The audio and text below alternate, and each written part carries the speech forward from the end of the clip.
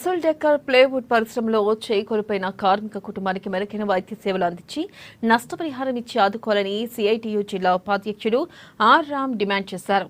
ఇక Rasool decker plywood పరిశ్రమలో విధులకు వెళ్లిన సిప్పర్ ఆపరేటర్ నిద్దని పొలిరాజు రాయగడ గ్రామం పరిశ్రమలో ప్రమాదవశాత్తు చెయ్యి నలిగిపోయి చేయి కోల్పోయాడు.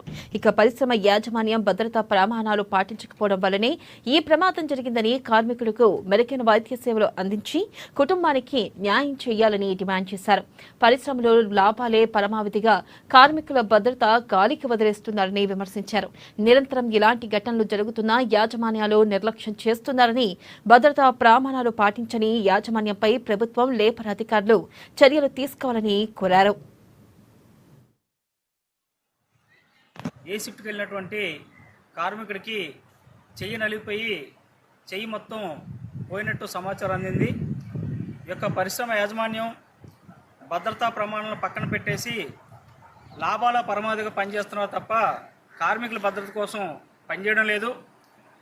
ఈరోజు శ్రీకాకుళం జిల్లాకు చెందినటువంటి కార్మికుడు తీవ్రంగా గాయపడ్డాడు, చెయ్యి మొత్తం కోల్పోయింది. ఆ కుటుంబానికి మెరుగైన వైద్య సేవలు అందించాలి.